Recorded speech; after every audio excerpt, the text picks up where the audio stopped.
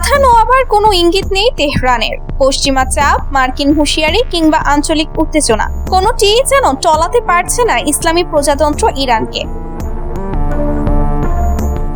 দেশটির সর্বোচ্চ নেতা আয়াতুল্লাহ আলী খামেনিকে ঘিরে রাষ্ট্রীয় বয়ানে তুলে ধরা হচ্ছে অবিচল প্রতিরোধের প্রতীক হিসেবে। আর সেই প্রতিরোধের নতুন প্রদর্শনী দেখা গেল সমুদ্রে উত্তাল ভূ রাজনীতির কেন্দ্রে হরমুজ প্রণালীতে।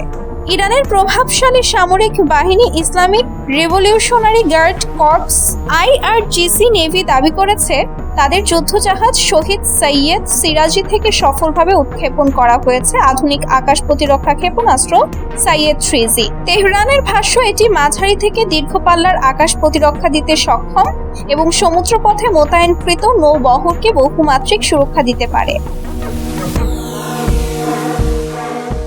ইরানি কর্মকর্তারা জানিয়েছেন ক্ষেপণাস্ত্রটি উন্নত রাডার ব্যবস্থার মাধ্যমে আকাশে লক্ষ্যবস্তু শনাক্ত করতে পারদর্শী। যুদ্ধবিমান, ড্রোন, নজরদারি বিমান কিংবা ক্রুজ ক্ষেপণাস্ত্র সব ধরনের আকাশ হুমকিকে ট্র্যাক করে নির্ভুলভাবে আঘাত হানতে পারে বলে দাবি তাদের। প্রায় 150 কিলোমিটার পাল্লার এই ব্যবস্থাটি বৃহৎ সমন্বিত প্রতিরক্ষা নেটওয়ার্কের সঙ্গেও কাজ করতে সক্ষম। বিশ্লেষকদের মতে এর মাধ্যমে সমুদ্রে অবস্থানরত জাহাজের চারপাশে এক ধরনের অদৃশ্য সুরক্ষা বলয় গড়ে তোলাই তেহরানের লক্ষ্য।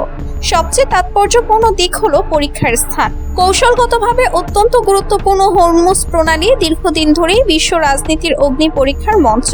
বিশ্বের জ্বালানি পরিবহনের বড় একটি অংশ এই সরু জলপথ দিয়ে অতিক্রম করে।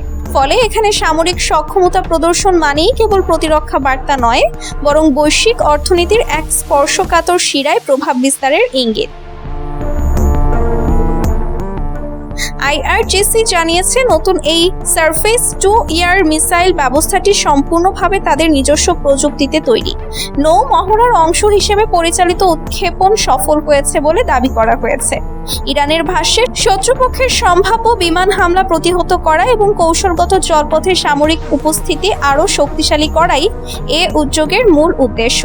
সময়টাও তাৎপর্যপূর্ণ। তেহরান ও ওয়াশিংটনের মধ্যে উত্তেজনা নতুন নয়, তবে সাম্প্রতিক সময়ে তা আরও তীব্র হয়েছে। মধ্যপ্রাচ্যের অস্থিতিশীল পরিবেশ, নিষেধাজ্ঞা, পারমাণবিক কর্মসূচি এবং আঞ্চলিক প্রভাব বিস্তার সবকিছু মিলিয়ে দুই দেশের সম্পর্ক এখন গভীর অবিশ্বাসে আচ্ছন্ন।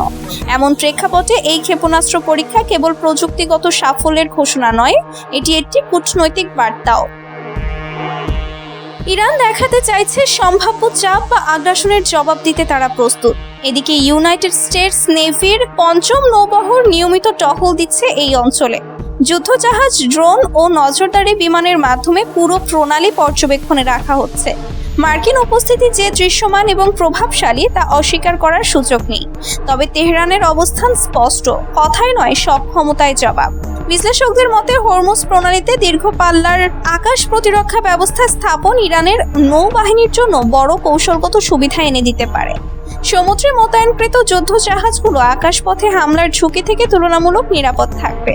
ফলে প্রতিপক্ষকে যে কোনো সামরিক পদক্ষেপ নেওয়ার আগে বহুবার ভাবতে হবে। একই সঙ্গে এটি আঞ্চলিক শক্তির ভারসাম্যেও প্রভাব ফেলতে পারে।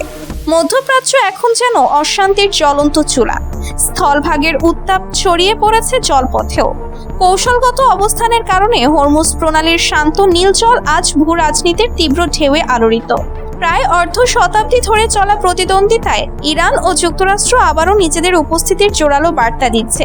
তেহরানের সাম্প্রতিক পদক্ষেপ স্পষ্ট করে দিচ্ছে চাপের মুখেও তারা পিছু হটতে রাজি নয়। প্রযুক্তিগত উন্নয়ন, নৌ মহড়া ও ক্ষেপণাস্ত্র পরীক্ষা সব মিলিয়ে ইরান জানিয়ে দিচ্ছে আকাশ হোক বা সমুদ্র, প্রতিরোধের প্রস্তুতি তাদের অব্যাহত। এখন নজর আন্তর্জাতিক অঙ্গনে। এই শক্তি প্রদর্শন উত্তেজনা আরও বাড়াবে নাকি নতুন কোনো সমীকরণের পথ খুলে দেবে, সেটাই দেখার বিষয়।